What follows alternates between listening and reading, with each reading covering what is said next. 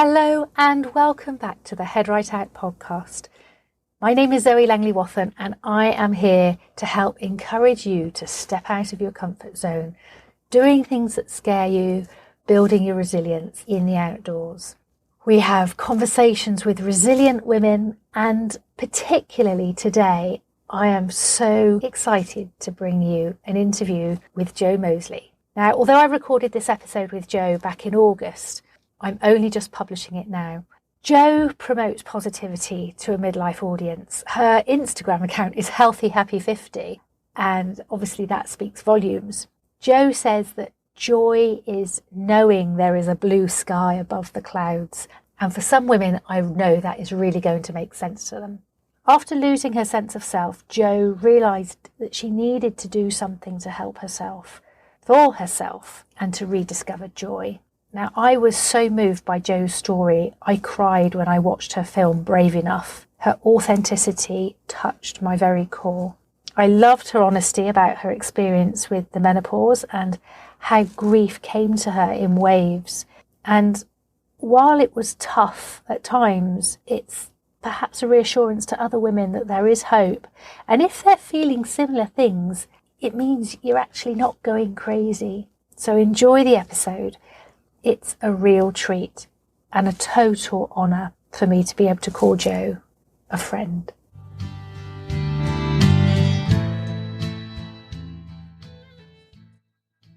Okay, well, welcome everybody. I am really excited because we have a very special lady here today to speak to us.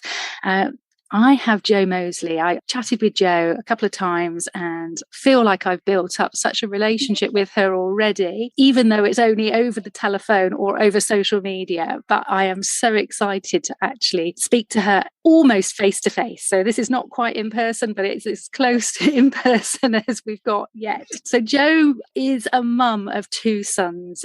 They are aged 24 and 20, and they live on the edge of the Yorkshire Dales. Now, she describes herself as a beach cleaner, joy encourager, and a midlife adventurer.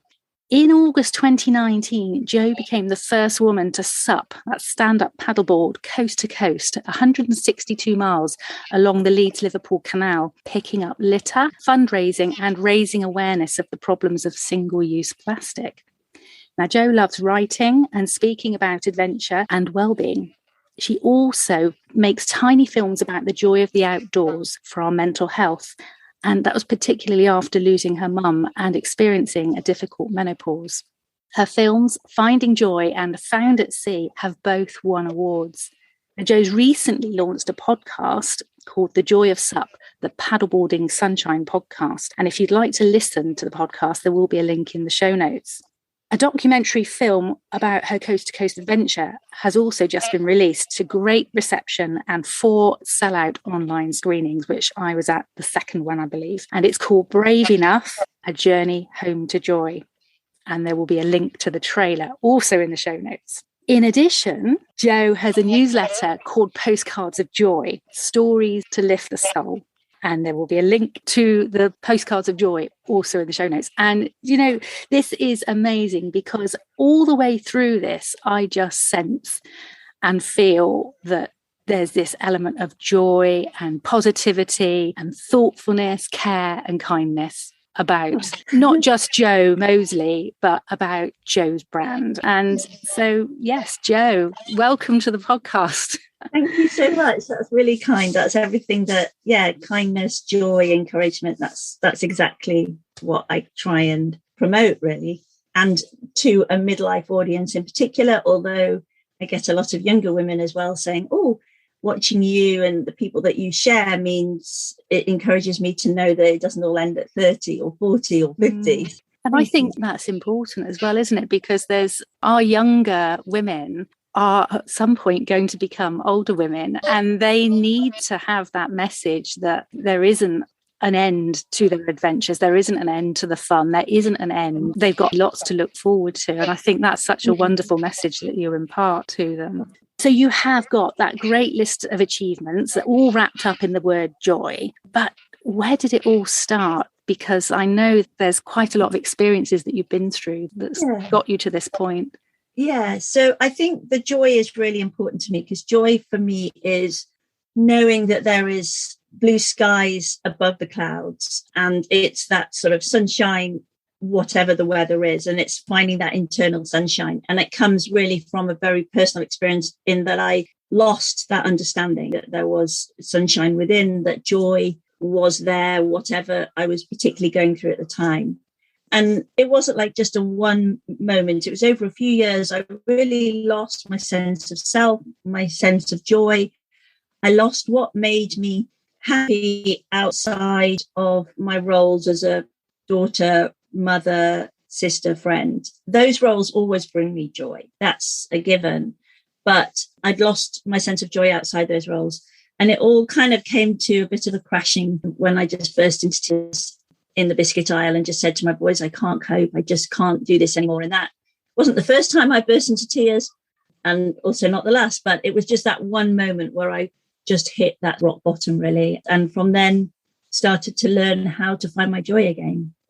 Wow. So the meltdown in the biscuit aisle, was that a whole culmination of things, life kind of getting on top of you? Was there something that triggered it? I think that there was a lot of things. One, I was a middle-aged mum. Well, I was 48 at the time, single mum, kind of juggling all the things, doing what I could for my boys. Both mum and dad were going through chemotherapy. So dad has had breast, bowel and skin cancer, and mum was being treated for lymphoma. And then on top of that, but not realizing that, I was also going through the perimenopause. So I wasn't sleeping. I had night sweats, heart palpitations, incredible anxiety, tinnitus, itchy legs, aching bones and joints, cold flushes, the whole, I think there's 38 different symptoms, and I could tick off almost all of them except hot flushes. I don't get hot flushes. Wow. And so that was the background to these other things that were pretty stressful at the time. Just that moment was just when it just all came to, it wasn't that it just came to a head. It was that moment, I guess, because I had cried in other supermarkets and I had been upset. But I think it was the moment which then turned me from thinking I've just got to keep going to I probably need to do something about this. So it was that recognition that there was a problem. And the first time I vaguely asked somebody for help, or vaguely even mentioned to somebody that I wasn't really managing everything very well. So I think, like many women of our generation, the sense that you just have to keep going was very, very, very much part of the way I looked at my life. And also, as a single mum, I had that terrible belief that I had to do everything 1,000 times better because I didn't want to be seen as not coping. So it was one moment that just represented a lot of moments.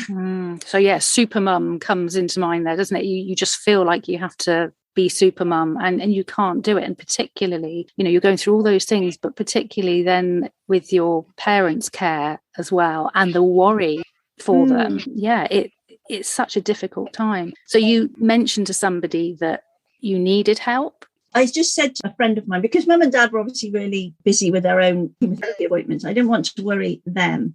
So I just said to a friend in that sort of joking way, I was crying in the supermarket. And just as a way to sort of gently let somebody else into that circle of trust, really. And she said, how much exercise do you do? And I said, well, I spent all my life at the rugby pitch, but I'm not playing rugby. And she said that she had an old indoor rowing machine. And did I want to borrow it because exercise might help me sleep? And I hadn't had a really good night's sleep for, years. And it had nothing to do with the boys. They were way past that stage. It was just worry and anxiety. And what I realize now, all the sort of hormonal changes that I was going through. And she lent me this indoor rowing machine and it really changed things. So, yes, it was just at that moment where you say, I don't think I'm handling this as well as I could be, and I need some help. So, yeah. Oh, gosh. Circuitous way. Yeah. And that exercise, gosh, it's exercise and focus, isn't it? So you suddenly you have a new focus and something that takes you out of that place that has been causing you anxiety. So when you're on the rowing machine, did you immediately think, okay, I need to make this into a challenge for myself? Or were you just enveloped in that wonderful feeling of moving your body and being able to sleep? You know, where did it transition from being exercise that was helping your mental health into suddenly, okay, I need to make this a bigger thing that I'm then going to completely focus on and take it a step further? Where did that transition happen? So at first it was just so I could sleep. And within a couple of weeks I was sleeping. And so life just felt so much better. And so I felt so much better. And then my mum, so that was sort of May 2013. And then my mum died on the 21st of December 2013. But what I realized was that as we were doing all the stuff around her funeral and all things like that, that I continued to row.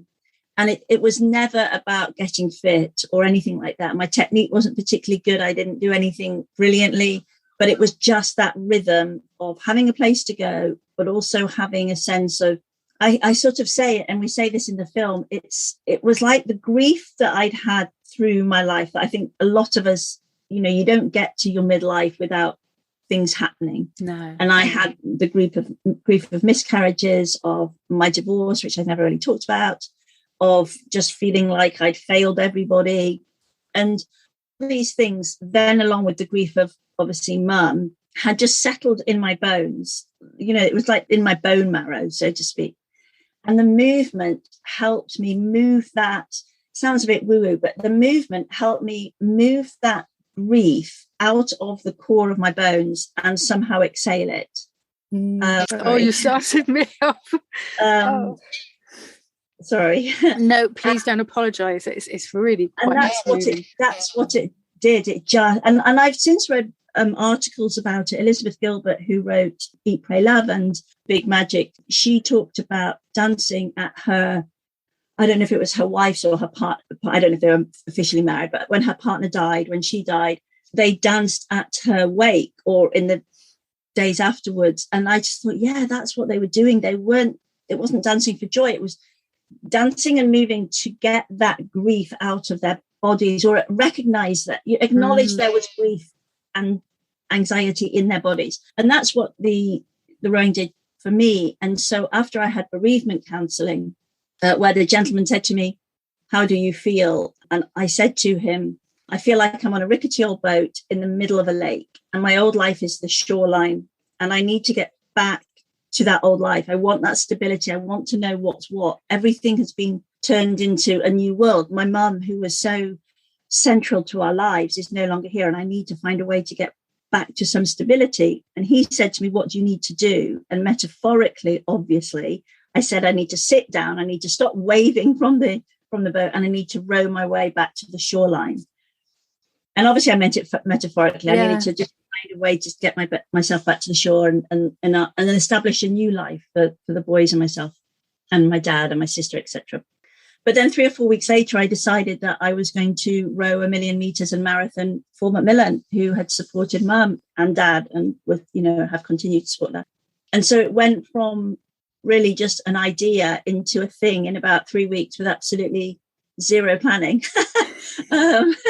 Yeah, that's kind of the way I do things. Sometimes it's the best way, because then you've got less time to overthink it.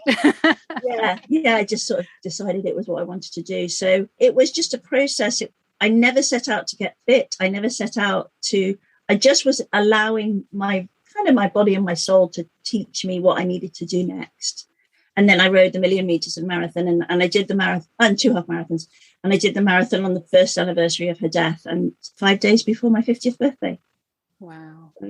And so that's, what a way to mark your 50th birthday, but also to acknowledge your mum's death, acknowledge the grief.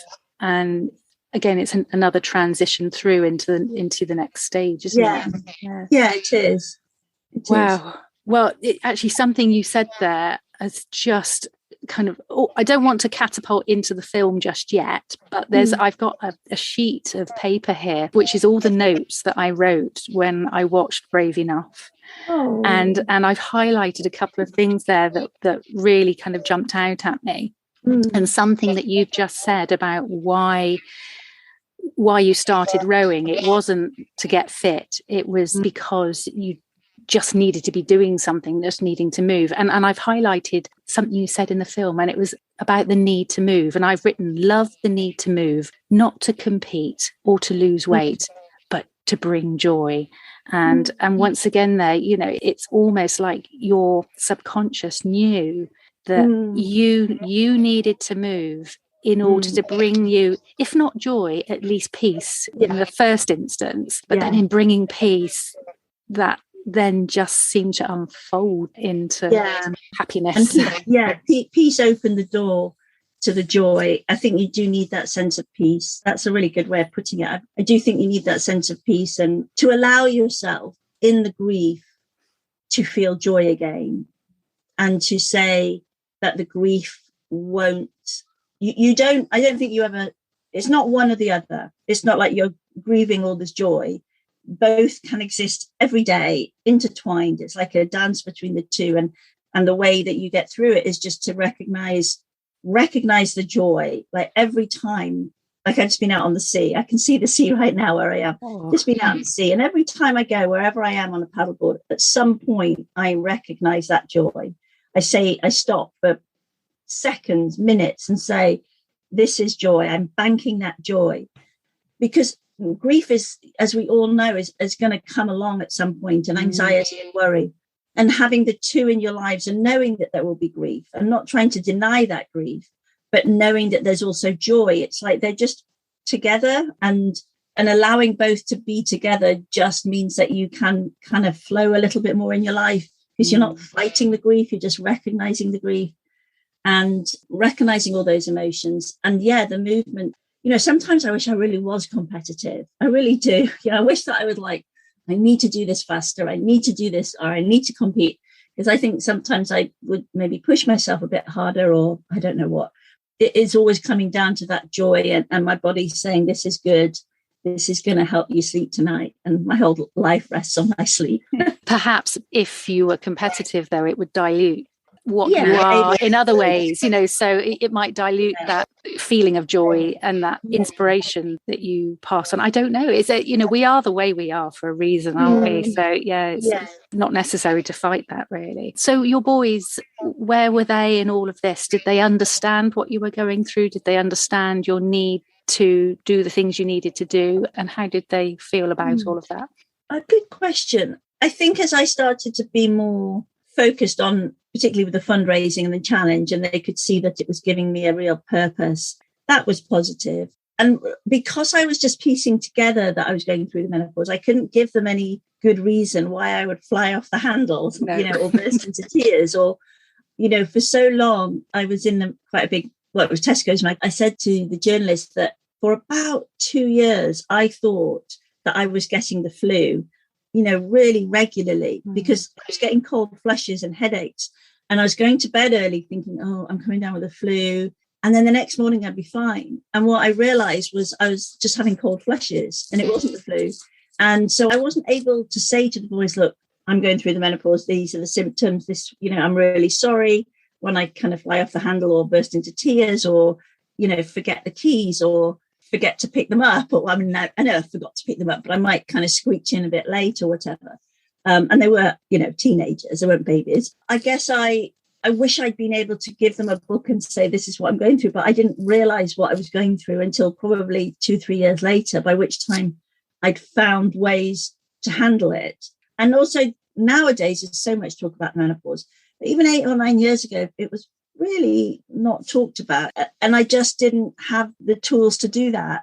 And then as I felt happier and I started doing things, I think they just chilled. You know, people say to me after I give quite a few talks, particularly to the WI, and people say to me at the end, oh, your boys must be really proud of you. And to be honest, they're just like, yeah, cool, mum, whatever. But, you know, they're not standing there going, oh, she's amazing. And that's great. You know, they're doing their stuff.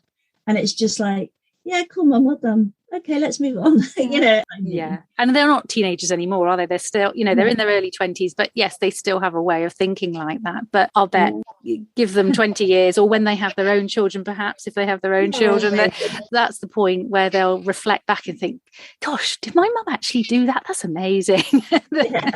Yeah, maybe. Yeah. Funny, we were at my eldest son's master's graduation, which has like been postponed like for 2 years. And I was taking the photos, and his girlfriend was, she was really sweet. She was like, you really know how to take photos because of your social media use. And I was like, yes, maybe something about what I do on Instagram is working here. And they had booked some accommodation. And I said, well, did you book accommodation for me? And he said, well, we figured that you just know how to do stuff like that, so you could do it on your own. I was like, okay. But it was just like, okay. Mum just sorts it all out herself. Yeah. They're just chilled about it. And I guess when I say I'm going to do something, they're like, yeah, that's great. Okay. You know, whatever. Has it inspired them to do anything, do you think? Have they started doing or showing signs of doing anything themselves that you thought perhaps they might not have done otherwise?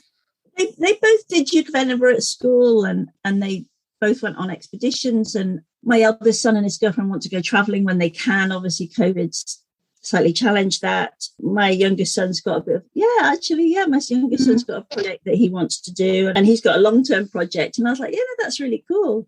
Like, whereas my dad was a bit like, really?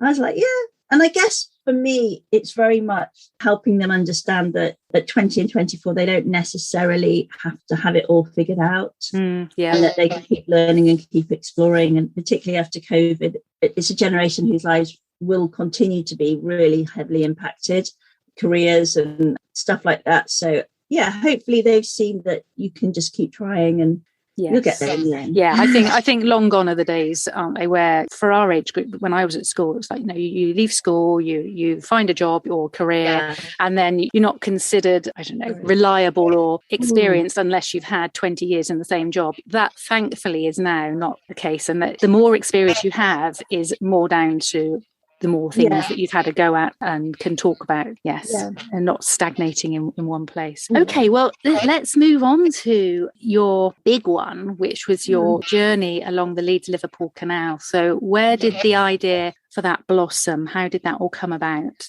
So I had my first lesson in September 2016. I'd injured my knee, had my first lesson in the lakes. I knew the minute I stood up on a paddleboard that it was something special. I didn't know how special it was going to be, but I just knew immediately that it was.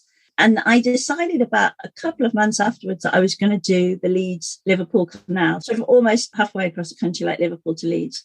And again, I'm not really sure why. So that was back in 2016. It just sounded like a really cool thing to do. But I made a mistake, and that is I told a few people, Christmas parties and things, and the response was that they thought it sounded quite boring, quite logistically difficult, and also quite difficult for a woman of my age. And I was only 51 at the time, almost 52. And so I put the dream away and just allowed myself to keep building I didn't put it away. I kind of like put it at the back of my head, like an idea, and just carried on paddleboarding, went back to like bodyboarding and swimming in the sea and hiking and all those things I'd really enjoyed as a child. Well, I'd started to do those actually after my rowing challenge, but I continued to use all these things to build my confidence. And then in 2019, I realized that my youngest son would be going off to university and I would be empty nest single mum. And I'd also, a number of my girlfriends, some obviously closer than others, had died in a very short space of time. And I just realized if you had, the spark of a dream, you should try and give yourself the chance to achieve it. Whether you achieved it or not, that almost wasn't the point. It was at least giving yourself the chance to try. So like the triumph in the trying. And so I just decided, it was just like, right, I'm just going to do it. And I'm not going to go just from Liverpool to Leeds. I'm going to go from Liverpool to Leeds and then change onto the air and colder navigation and go to Goole. So as coast to coast as you really can do. Wow. I'm pleased that you did ignore what they said. And it's amazing how others' words can have such a profound impact on your belief in yourself. Yeah, I know. I've been there. People underestimate us hugely. Yeah. Yes, yeah. And I think now, as I've got older, I think I've learned that in those people saying those things to you, generally it's them not having the belief in themselves.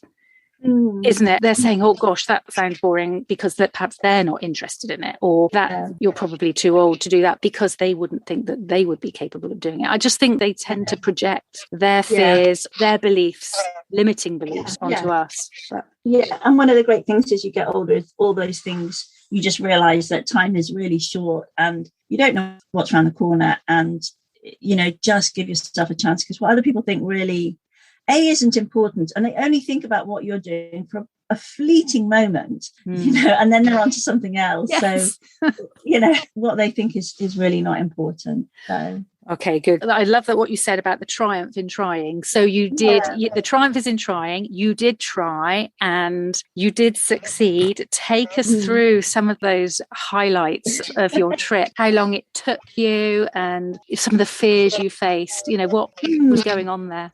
So it took 11 days. And I guess the biggest fear was that I was putting myself, because I shared it on my social media, and I had fundraising goals that I wanted to achieve and awareness I wanted to achieve around plastic, single-use plastic consumption, that I guess the biggest fear is, putting your head above the parapet and saying I'm going to do something and then not being able to do it. And there was one night in particular, day 4, I didn't sleep because I was up in the night thinking, what have you done? What if you can't do this? Told all these people that you can, and maybe you can't. And then I just remember about 4:00 in the morning, finally going to sleep and just saying to myself, however long it takes, as long as you're not injured, as long as you get to the other side. So I kind of gave myself a bit of compassion and grace then, and that just eased that worry. So the weather wasn't massively kind to us. The first 2 days it rained. We had some rain throughout. We had a couple of really beautiful days. People on the canal didn't always believe I could do it. I got a few comments like, you could put an engine on that. Or sometimes people would say, or men would say, how far have you come? And I would say, well, I've come from Liverpool. And at this point, it was day 5, 6. I'd already done about 80 miles. And I said, I've done about 80 miles and I'm on my way to the other coast. And he was like, yeah, in your dreams, like literally in your dreams. And I was like, well, I have. What an awful somebody thing. I know somebody laughed at me saying, why didn't I go through the locks? And I was a bit like, why would I go through a lock? On a paddleboard, I can just pull it out. So I had a bit of that. Mainly 98% of the time, people were really encouraging. And it was, only 2 years ago, but not many people had seen paddleboards. So they were asking me what it was like. Most people were really encouraging, really kind. They would give me their coppers from their pockets to help the fundraising. But there were times when people did doubt me. Most days were really, really different. So there was different scenery, there was different trees, or in an urban area and then a rural area. And there were just a couple of afternoons, particularly one afternoon where it was a slog. And it was a bit like, just keep going, just keep going, just keep going. And sometimes boredom is a factor, It's not all adrenaline and it's not all rah-rah. And then the end was pretty amazing. I was joined by an amazing filmmaker, Frit Tam of Passion Fruit Pictures, joined me. And Frit had arranged for these lovely people to be there at the end. And that was amazing. And I won't give the game away, but there was some serendipity at the end. So, yeah, it was like life. It was up and down, hard work, cruising, surprises, kindness, doubts, all of it. All of the things. It was everything. Wow. And I know Frit, and he's been here, and fabulous filmmaker and individual. And I'm sure you've both inspired one another there. And, partway through the film, I think you were going through a tunnel, and I think you were facing a huge moment where I'm assuming it was fear. But can you tell us about that tunnel moment and how you got yourself through it? Yeah. So there were 2 tunnels. One was only 511. I always get muddled with meters or yards, but not very long. And then there was the other tunnel, which is the Fall Ridge Tunnel, which is about just under a mile long. And I was really scared. I'm not great in the dark. Nobody can join you in either tunnel. There's no towpath. And Fall Ridge, it's got these 3 shafts of light that you just kind of have to focus on. And it's on a traffic light system. So that no other boats are going to come towards you. but you have, I think, half an hour to get through. And I didn't, because I don't time my paddleboarding, I don't know how fast I am. I was like, I hope I can do it. And so it was really scary. But I think it's really interesting that you bring that up. But I think something happened in that tunnel that just made me think I'm a bit braver than I thought. And I came out and I felt quite triumphant. And, you know, when you're excited and you're babbling away and I was babbling away with some people. And this person said, all you did was paddle through a tunnel. And this person hadn't paddled through a tunnel, let me say. And I just turned around and I said, don't rain on my parade, you know.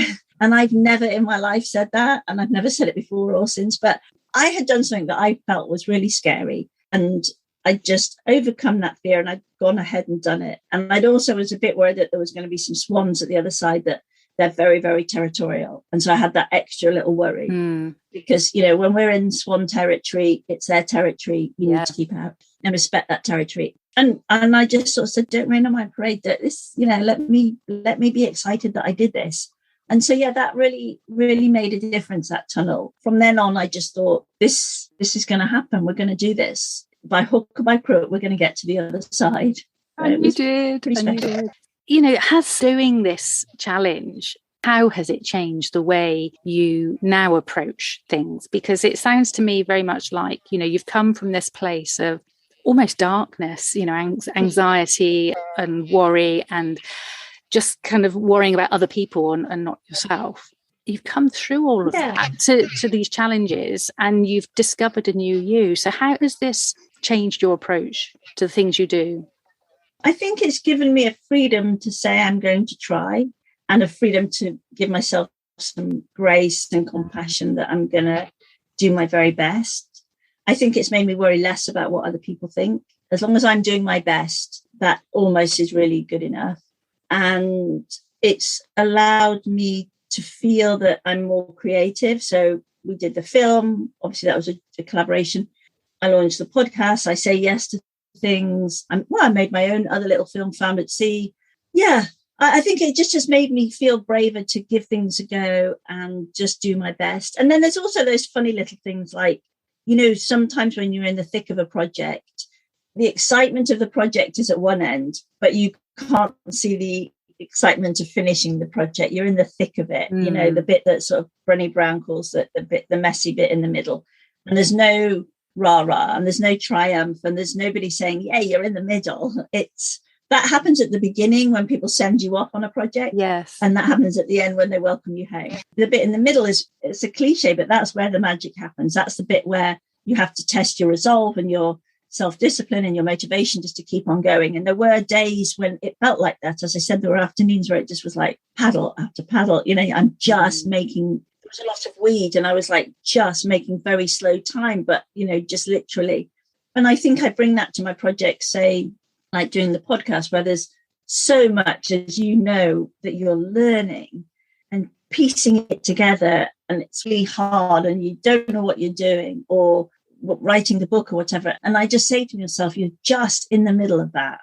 There's nothing unusual about this. You're in the middle of an expedition here and the bit will happen at the end. But right now it's just stroke by stroke, edit by edit, write by write, you know, sentence by sentence. That's all you have to do is put in the work. And you've got to stop questioning the work and just do the work.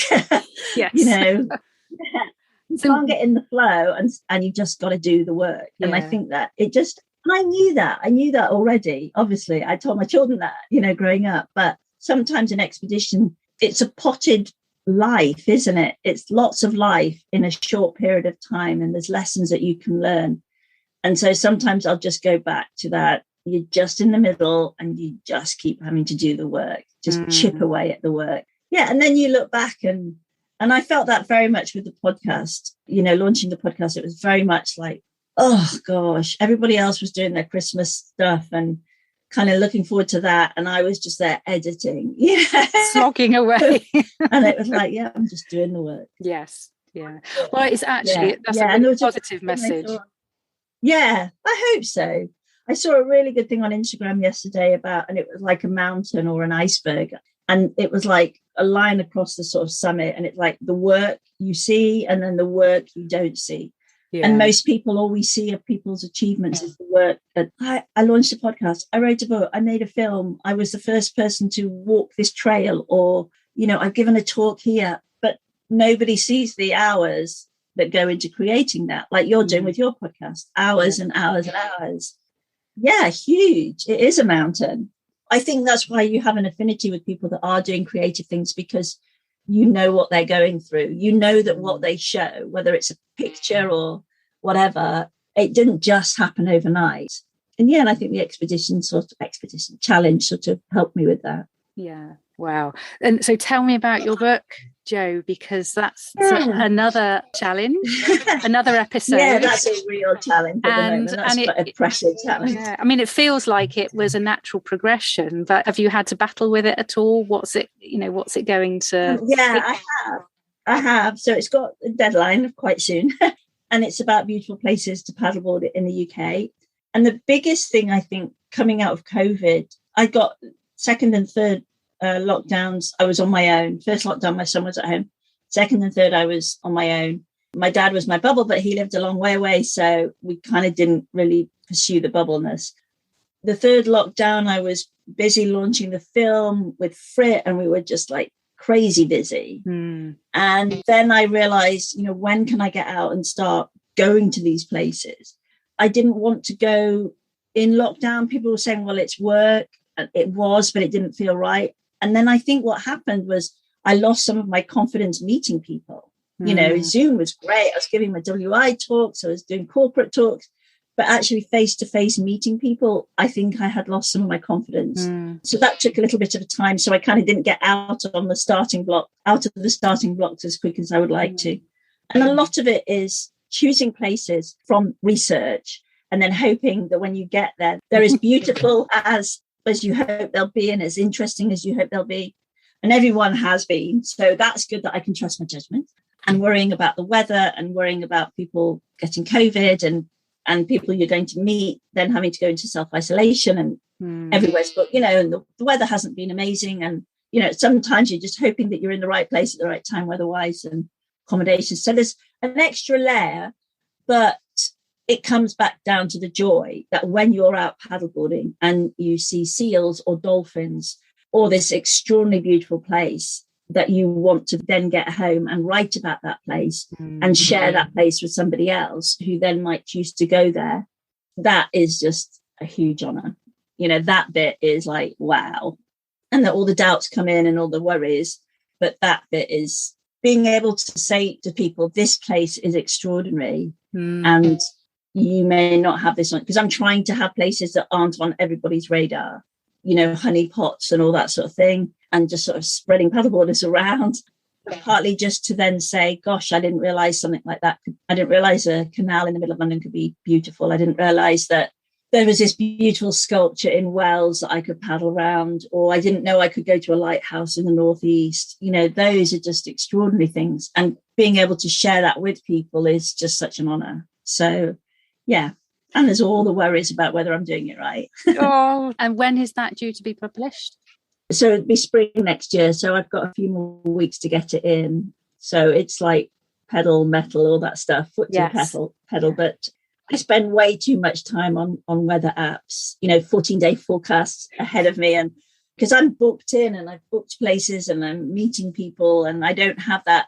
I can't say, I'll come next month, because, I've got to do it when I've got to do it. Yes, So I'm kind of looking at weather forecasts and checking them all the time and thinking, it looks like it's getting a little better in 2 weeks' time in that place where I'm going to be. So, yeah, it'll be nice for a little bit once it's submitted, not to have to check the weather forecast every day and 200 miles away. It's lovely. So what an amazing project that sounds like, to be able to go off around the country and explore these new areas. And yeah, I mean, our canal, I know I'm biased, but the canal that we're living on is absolutely stunning. I don't know if you've ever been on the Monenbreg, but it just contours around the side of the hills. It's high up. It's not low down. It's high up. And so you're above everything all the time. And just the Brecon beacons poke their way through the trees every so often. And yeah, it just is quite stunning. That's all I can say. Yes, and if you're planning to come up, you must come up and say hello.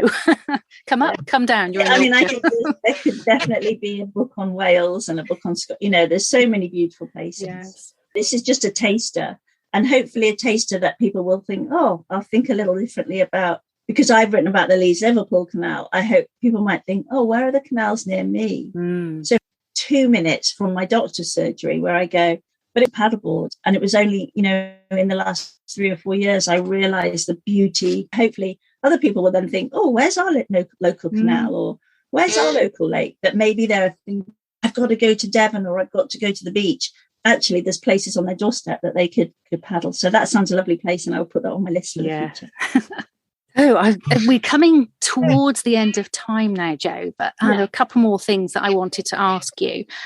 Particularly, this is something that I ask everybody. Do you have a head right out moment that you could describe for us? So it's a moment where you know deep down that you have headed well out of your comfort zone. It was something that you never believed that you could possibly achieve. I mean, it might be your paddle across coast to coast, but it could be something else. It could be something smaller. But is there something that you could perhaps talk about? That's interesting. And I think, and I haven't really talked about this before, but I think it was the day after I hadn't slept the night before, if you see what I mean. And I got up and I literally was on 2 to 3 hours sleep. And Britt was going back to London to work. So I was then going to be on my own, paddling all day. I had a friend, Sharon, who was coming, who's part of the wonderful Wild Women community up in the lakes. And Sharon was going to meet me. But apart from that, I was going to be paddling all day, no filming. And then a friend of my son's was going to collect me.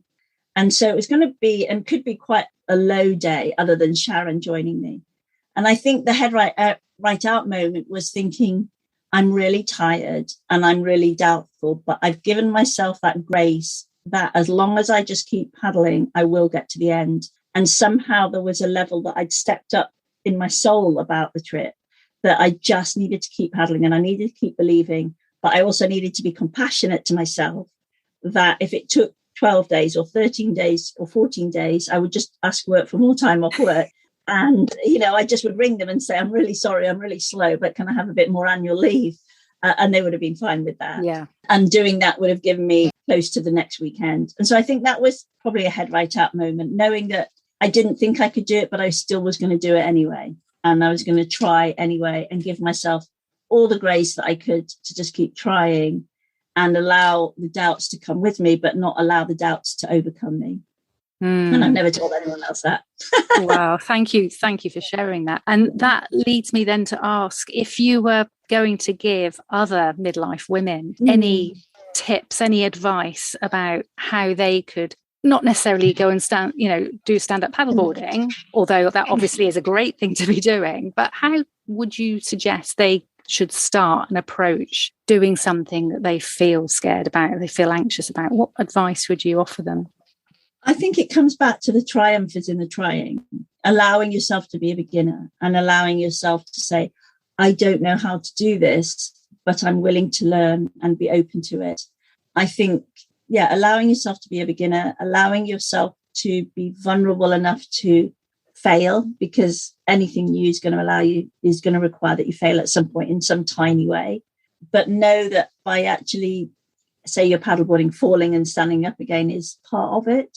I would say only do it if it really brings you joy. And if it doesn't, try something else. Life is too short to keep doing stuff just because everybody else loves it. Just allow yourself to try things and then pursue the things that bring you joy. And also surround yourself with people either online or in a community or in your podcasts, because I think podcasts are like having friends really in your ears, who believe in you, who and inspire you to keep bringing that. I was driving back from Cullercoats on Tuesday and I was listening to a really old Oprah Winfrey podcast, and 10:30 at night, it really struck home to me, just something she said. And I think if you just keep bringing those good podcasts and good knowledge into your brain, it seeps through and it helps remove all the negative and the cynicism that is understandably in the world at the moment. Interesting you should say that, actually, because I found that when I was going through some of the most tricky times in my life in the last 5 years, I would say. And that was listening to podcasts. They got me through some really difficult times. And now I treat them in the same way that I would treat YouTube, for example. If I'm wanting to learn about something, I will find a podcast on it and I will keep that in my ears for a week or two. You know, if I'm writing a book, it's all about writing. If I'm starting a podcast, it's all about podcasts and so on. So if you're going off on an adventure, then I think listening to inspiring stories from people has to go a long way to feeding that need and giving us some good advice. Well, talking of good advice, you have given us absolutely masses, Jo, and it's been wonderful. I just feel you've been so honest, so honest with us, and so genuinely authentic, and showing us the vulnerability that you have gone through. And I really, really appreciate that. And I know others will too. I know the listeners will certainly appreciate your story and how you've told it to us. And I wish you so much luck with your book and all of those future things that you're going to head off and do. Can I just ask what is next? Apart from the book, which is obviously a really big thing for you, is there anything that's coming in 2022? I think I would like to do more coastal paddleboarding, but I would like to do something where I include other people and, you know, have them come along. So there's a lot of safety stuff I need to understand, a lot about the coast and tides and stuff like that I'll need to really understand and maybe put a team together. But some more coastal paddleboarding, and always relating it to, you know, plastic consumption, litter picking. So not around the country. I'm not paddleboarding around the country. I'm not going to go around the whole country, but the Yorkshire coastline, which is special to me. So just in case people think I'm going to go around the country, I'm not. I don't have that as a goal, but just including other people. I've always done a lot of stuff on my own, and I've realized that other people do want to be part of something. And if we can make that happen, and I can then celebrate what they're doing, less about me and more about them, that's what I would like to do. And so the motto of your podcast, that I think that leads beautifully into what you live by. What could you tell us what that is? So the motto is, we rise by lifting others. And it was something that I was playing with as an idea as I was launching the podcast, and one of my very first interviewers, she said it, and I was like, that's it. She's already said it. You know, that means it's a sign that that's what it should be. So we rise by lifting others is the motto of the podcast, and that's what I aim to do, and that's what I try and do with mine, and you clearly are doing with yours. So thank you for inviting me. It has been a huge honour. Thank you. Well, no, it's been an absolute pleasure talking to you. So Jo, thank you. Can you please just tell us where people can find you on social media and where they can go and listen to The Joy of Sup? So the Joy of Sup podcast is on Instagram, so it's The Joy of Sup podcast _. And also if you just look on Apple and Spotify and Stitcher, it's there. And there's links from my Instagram, and I'm also Healthy Happy 50 Healthy Happy 50 on Instagram and Twitter. And my website is jomoseley.com, and there's links there to everything as well. Brilliant. So thank you. And you can sign up there for Postcards of Joy and find out about where you can watch the films. So. Everybody, you must do that. I get the Postcards of Joy through, and it's not one of those emails that come through and you think, oh gosh, not another one I got to read. It really is filled with inspiring moments, short little ditties that are just going to lift you. And it's fabulous. Jo Moseley, thank you so much. Wonderful hour talking to you, and I hope we get to meet sometime in person. That will be definitely a day of joy for me. I'm sure we will. Thank you. Take care.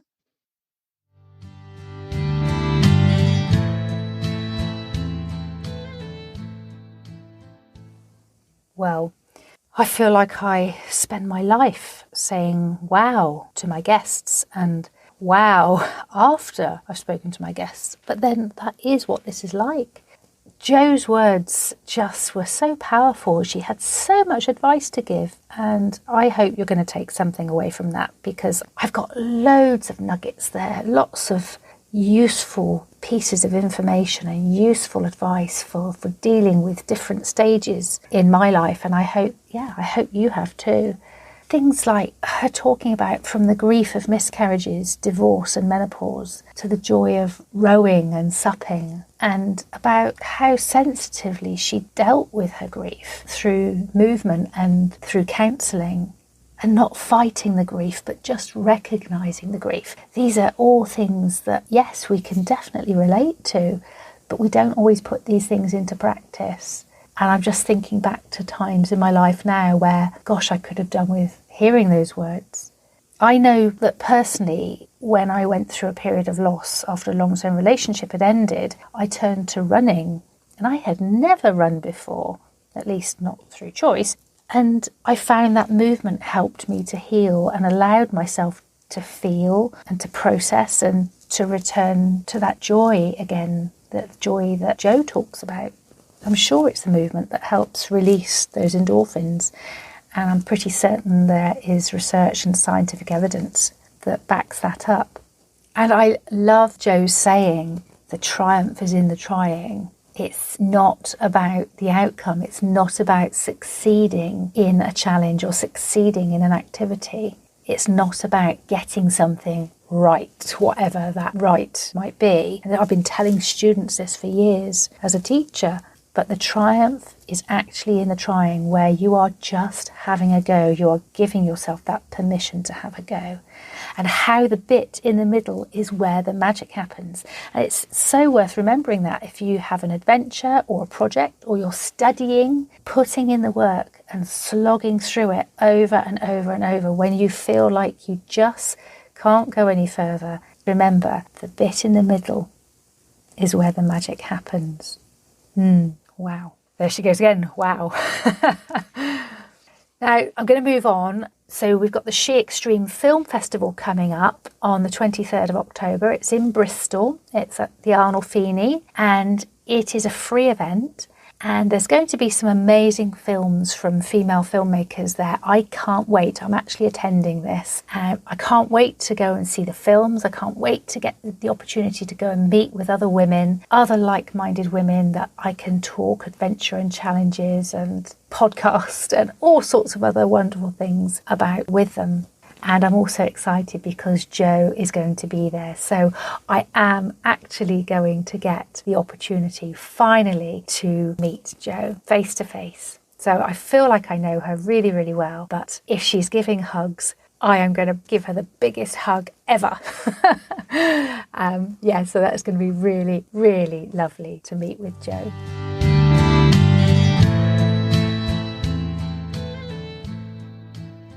I need to apologise for the feedback issues and the Wi-Fi noise. Again, this was recorded back in August, back on the boat, and the Wi-Fi clearly was in and out, and it took me masses and masses of editing time to get it to the point where it was as listenable as it is now. So I know it wasn't perfect, and I don't expect it to be completely perfect, but there was a lot of feedback today which I hadn't expected. So yes, stick with me, and yes, hopefully this is something that I can work on and develop and find out how I can sort this issue. And if it means changing my service provider to get a different provider for my mobile Wi-Fi router, then that's what I'll do.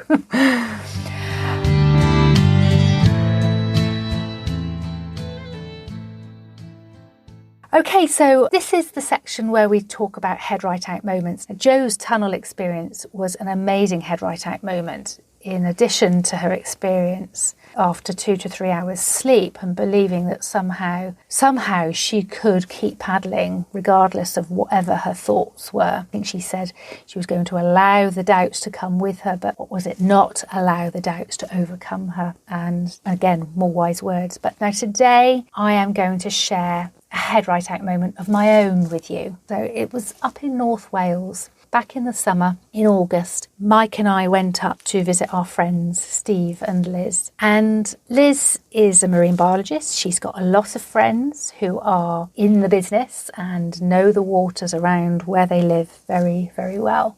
And she had a tip off whilst we were up there to say that the bioluminescence was back at Penmon Point in Anglesey, and would they like to go? And there was going to be a big group of people there on the beach. They were going to have a barbecue and a wonderful gathering and wait for it to get dark, and then we could go out and we could paddleboard and swim and see the bioluminescence. Now, for those of you who have never heard of this before, my very basic knowledge of it is that it's plankton that stores energy in the form of light, and it gives off the light at night when it gets dark. So it stores the light through the day and then it gives it off again at night, and it glows this beautiful blue-green. And naturally, I wanted to see this phenomenon for myself. So Mike and I went along too, and I took my cosy and a towel, and we took some food and chairs, and yes, we set up a little mini camp on the pebbles at Penmon Point. Now, this is going to sound very odd, but I have never swum in the sea. I have paddled, I have fallen in when I've been paddleboarding in Poole Harbour, and it's very, very shallow in the stretches of Poole Harbour I'm thinking of, but I've never actually gone for a proper swim in the sea, certainly not at night either. I'm not a strong swimmer, but I can manage swimming. And so the sun set, and it was beautiful as the sun set over Penmon Point, and it glowed across the lighthouse. And then it reached a point by about 11 o'clock or 11:30, and we could see the sea starting to glow, and people were throwing pebbles into the water to watch the splashes come up in that green blue glow that is characteristic of the bioluminescence. And then Liz invited me to go out on her paddleboard with her. Now, having only been on a paddleboard 3 times at that point, I wasn't confident enough to go out on the water on my own, and definitely not in the dark. But I knelt on the front of her paddleboard, and she took me around the bay, and it was the most incredible experience. As the paddle lifted up out of the water, I watched what I can only describe as, it was like fireworks of water that would shoot across in front of me, and they would land on the board by my knees, and these droplets, these greeny blue droplets, would just bounce and roll around and then spread and then dissipate. And it really is, I almost can't find the words to describe it, and I haven't written any of this down. This is just all from my memory and from my experience. I have no photographs of this because I was too frightened to take my camera out onto the water in case I fell in, but it was just so beautiful and so serene, and nothing like I've ever experienced out on the water before. So then I climbed off, thanked Liz, and went back to the area where we had a fire lit just to warm up again. And I kept saying to Mike, I'd love to go out for a swim, but Mike doesn't swim, so he couldn't come out with me. And there were lots of people that were going out, but they were going out with other people. And I kept looking and thinking, I just need to get out there, but I knew it wasn't right to go out on my own. And then this lovely woman came up to me with a big smile, and she said, do you want to go out for a swim? And I said, yes, I do. I said, do you? She went, yes. She said, but I'm too nervous to go on my own. And I said, me too. She said, well, come on, let's go out together.